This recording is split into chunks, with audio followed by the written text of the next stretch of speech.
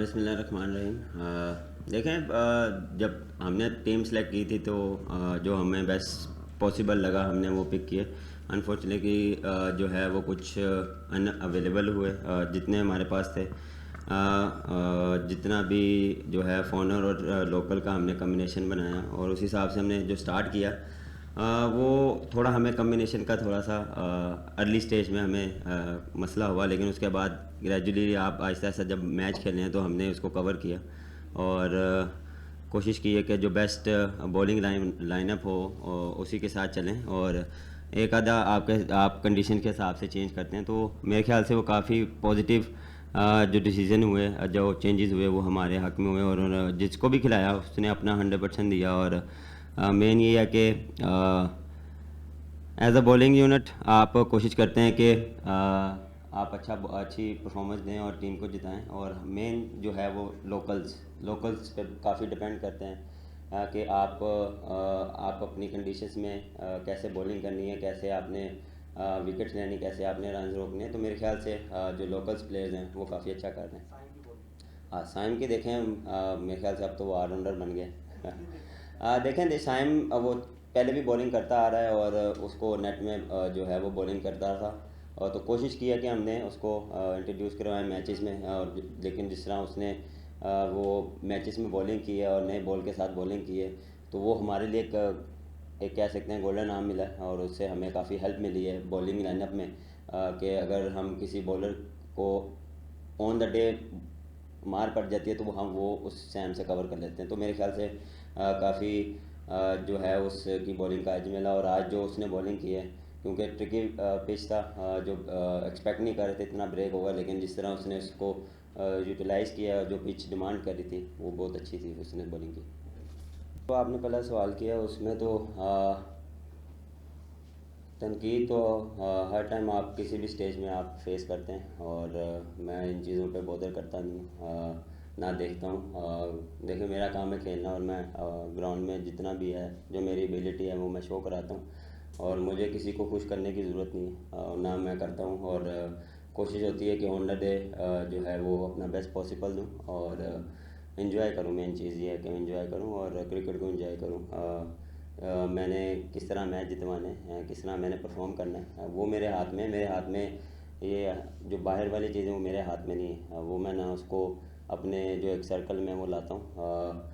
हर एक की अपनी ओपिनियन है और हर एक का अपना सोचने का तरीका है, लेकिन कोशिश करता हूँ कि इन चीज़ों से दूर हूँ, क्योंकि मुझे इन चीज़ों से फ़र्क नहीं पड़ता कि मुझे मेरी अपनी गेम का पता है और मैं कोशिश करता हूँ कि उसको डे बाय डे जो है वो अच्छा और इम्प्रूव करता रहूँ। और मेरा काम है परफॉर्म करना।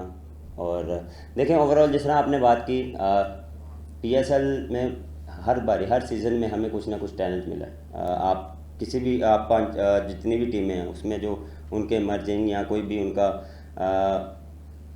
यंगस्टर है वो परफॉर्म अच्छा कर रहा है, वो अच्छी डेवलप हो रही है, वो पाकिस्तान के लिए काफ़ी अच्छा है। जैसे ऐसे आप यंगस्टर आपके इर्द गिर्द हों या कोई भी टीम उनको चांस देती है तो वो अवेल करते हैं, तो वो एक आपके लिए प्लस पॉइंट होता है कि वो आपको एक नज़र आता है यार ये बैट्समैन आगे जाके बन सकता है, या ये बॉलर या ये जो फास्ट बॉलर स्पिनर जो भी है, तो ये आके आपको वो पाकिस्तान में सर्व कर सकता है, तो आप उस पर इन्वेस्ट करते हैं। तो मेरे ख्याल से काफ़ी जो हैं वो यंगस्टर हैं जो काफ़ी अच्छा परफॉर्म किया है। तो इंशाल्लाह विश गुड लक फ्यूचर के लिए कि वैसे ही अच्छा कंटिन्यू जो है वो परफॉर्म करें। जिस तरह आपने पहला क्वेश्चन किया, देखें ये एक्सप्लेन नहीं मैं कर सकता। मेरे लिए एक प्राउड मोमेंट होता है कि मैं एज अ यंगस्टर ये चीज़ देखता था कि स्टेडियम में आप जब कोई टीम के मैचेस होते थे तो उस दौरान जब चेयर अप मिलती थी तो वो एक बाहर बैठे उस दौरान मुझे बहुत एक कहते हैं ना कि नई चीज़ थी मेरे लिए। लेकिन अब एज अ प्लेयर आप खेल रहे हैं और आपको वो लोग चेयर अप करते हैं और बैक करते हैं और आपका नाम लेते हैं, तो वो मेरे लिए एक गोल्डन मेमोरीज़ है। मैं कभी ऐसा सोचा नहीं था कि लोग इतना जो है वो सपोर्ट करते रहेंगे। ये नहीं कि on the field, of the field भी जिधर भी जाते हैं तो लोग प्यार दिखाते हैं, प्यार शो करवाते हैं। तो ये उनका जो है वो प्यार हमेशा मैं कोशिश करता हूँ कि उनके चेहरों पे खुशियाँ लाने की कोशिश करता हूँ परफॉर्मेंस दे के और मैचेस जीत के। और कोशिश करता हूँ कि हर बंदे को सेटिस्फाई किया जाए, लेकिन मुश्किल होता है कि कभी कभार आप हर बंदे को पिक्चर या हर बंदे को मिल नहीं सकते, तो वो कभी कभार नाराज़ भी हो जाते हैं। लेकिन कोशिश करता हूँ कि हर एक के साथ अच्छे तरीके से मिला जाए। दूसरा सवाल देखें, सैम का खेलने का डिफरेंट तरीका, मेरा खेलने का डिफरेंट तरीका, लेकिन हमारा जो प्लान यही होता है कि हमने फर्स्ट 6 ओवर कैसे खेलने हैं और कैसे जो है वो डोमिनेट करना है। और जितने भी मैचेस हमने खेले हैं हमने कोशिश की है कि डोमिनेट किया जाए। देखें कभी कभार ऑन द डे कभी मेरी अच्छी शॉट्स लग रही होती है, सैम थोड़ा स्ट्रगल करता है। अगर सैम की अच्छी शॉट लग रही होती है तो मैं थोड़ा सा स्ट्रगल कर रहा हूँ, तो हम कम्युनिकेशन करते हैं कि अगर आपकी लग रही है तो हम कोशिश करते हैं कि वो ज़्यादा खेले, वो ज़्यादा बॉल फेस करे। जिस तरह अब पाकिस्तान में ये होता था कि या फ़खर जब खेलता था तो मेरे पे प्रेशर नहीं होता था, या किसी की भी प्लेयर पे प्रेशर नहीं होता है, क्योंकि हमें पता था कि वो एक साइड पे वो प्रेशर डाल ही रखेगा दूसरी टीम पे, उनके चक्करों में हमें भी रन मिलते रहेंगे।